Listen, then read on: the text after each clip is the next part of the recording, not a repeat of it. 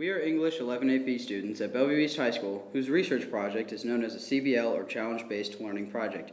We had to become primary sources and conduct interviews, surveys, and studies about the topic we chose in order to teach our class about it and assist us in our research paper that we will write next semester.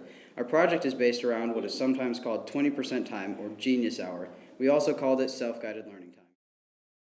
The issue was that we felt that students in our schools did not have enough time to pursue their own interests. So we created our essential research question, which is, how does a self-guided learning time affect students? And I got this idea from Mr. Burnett's 20% time projects in American history. And so I presented this idea to the group, and we enjoyed it, and they liked it, so we decided to go with it. And 20% time is a way of giving students an opportunity within the school day to pursue their own passions, interests, and just simply to guide their own learning and to go after things that they want to know more about and to find something that they're interested in and actually do it here at school. This idea came from Google. Google started to allow their engineers 20% time, which means in the work week, Google engineers were given 20% of their time at work on being paid was to be able to do whatever they want, whatever projects they want. Now, be careful when I say whatever they want. They couldn't just go and sleep, okay? But they could work on projects that they wanted to. And so they were still working, but they were working on things that they were interested in. And a lot of the best features in Google have actually come out of that time, where the engineers were more free, more creative, and allowed to pursue their passions and their interests within the project. And so that's a powerful thing. And so as teachers started to see this and started to apply it to their own classrooms. And so giving kids 20% time means literally one day a week, you're giving kids time to pursue their own projects, their own passions, their own interests, and guide their own learning. I had found the idea for measuring our results of the project through surveys when I found a source that used the same premise of implementing a sort of 20% time in schools and measuring these results from the surveys.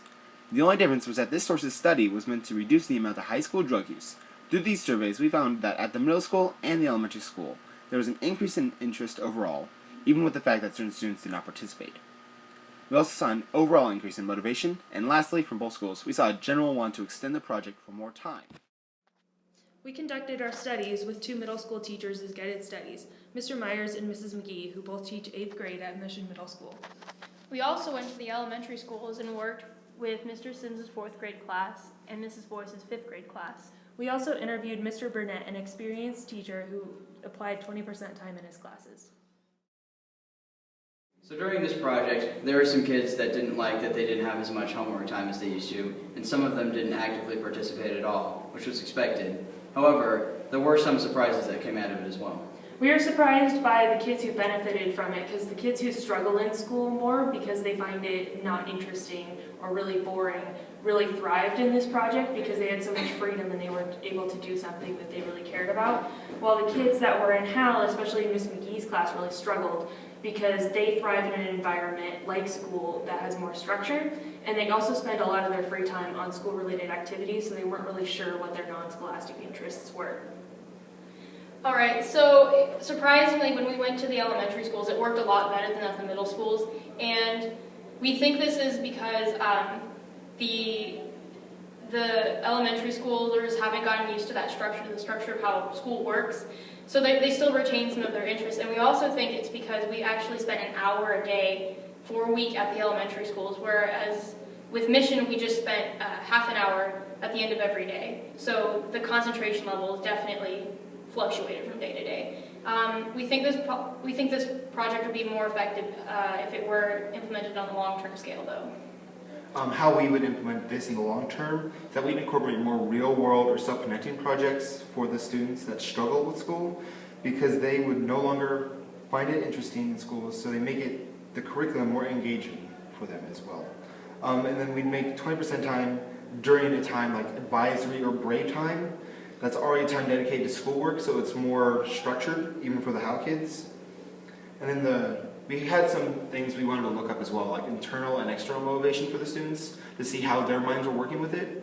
Because we saw certain internal motivations for them, as well as external, like us coming in and talking to them about it.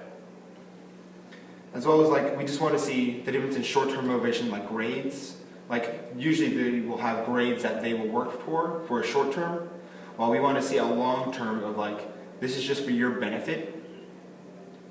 And we just kind of want to start that process for them with this long-term idea.